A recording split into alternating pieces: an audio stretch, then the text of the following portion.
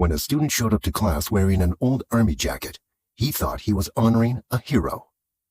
Instead, he got sent home. No warning, no questions. Just suspension. But what the principal didn't know was who that jacket belonged to.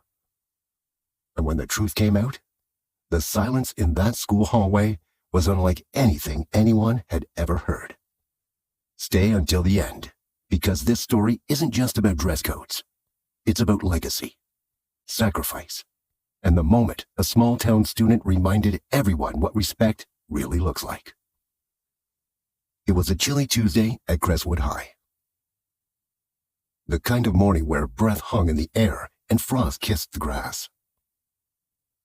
Students shuffled in through the main gate, headphones in, hoodies up, half asleep.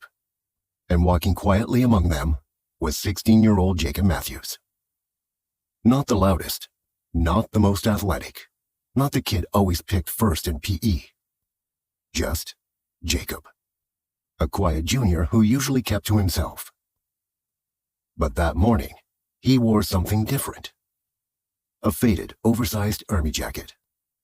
Patches worn, sleeves just a little too long. It wasn't just any jacket. It belonged to his older brother. Jacob had barely made it past his locker when he heard the voice. "Jacob, my office, now!" It was Principal Carla Benson, a woman known for her strict no-nonsense attitude and zero-tolerance policy on disruptive attire. Jacob was confused. "Is something wrong?" She didn't answer, just pointed. 20 minutes later, Jacob was suspended. Dress code violation, insubordination, disruption of school order, all for wearing a jacket that meant everything to him. No one asked why he wore it. No one asked whose name was stitched on the inside. They just handed him a suspension slip and sent him out the door. The jacket didn't come from a thrift store. It wasn't a fashion statement. It belonged to Jacob's brother, Sergeant Luke Matthews. Deployed twice, Bronze Star recipient, killed in action the year before.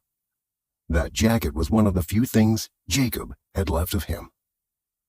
And on that day, Veterans Day, he wanted to honor him in the only way he knew how. Not by posting a hashtag, not by giving a speech, just wearing the jacket. Quietly, respectfully, and for that, he was punished. Jacob's mother posted a photo of the suspension slip beside the jacket and wrote one line. "My son was suspended for honoring his brother." Within hours, it exploded. Local news picked it up. Then, national news. Veterans started sharing it. Comment sections filled with stories of their own. Some were angry, some heartbroken. But all of them had one question.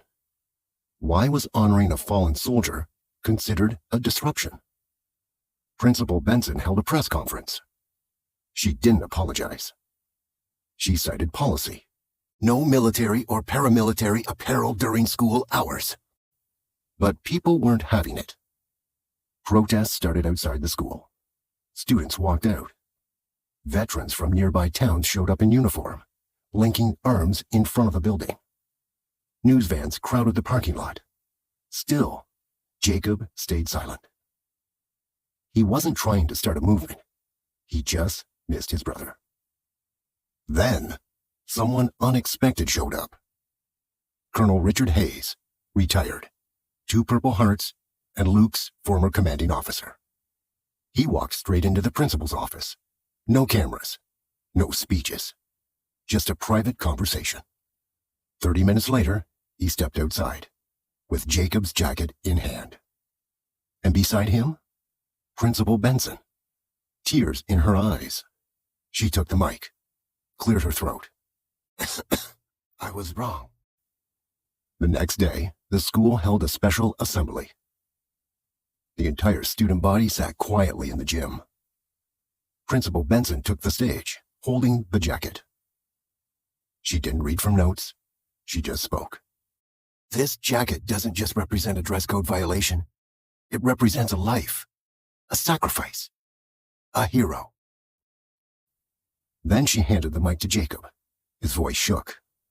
I just wanted my brother to walk with me through the halls one more time. That jacket, it still smells like him. Silence. And then, a standing ovation. Even teachers wiped their eyes. The school board voted to revise the dress code.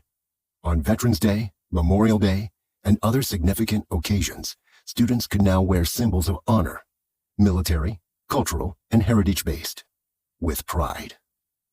Jacob never spoke out again. He didn't need to.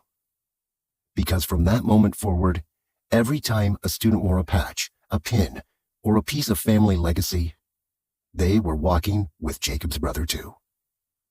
Jacob didn't march. He didn't chant. He wore a jacket.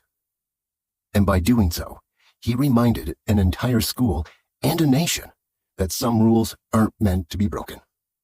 They're meant to be rewritten, because respect isn't disruptive, and remembering someone's sacrifice isn't a violation. It's a promise.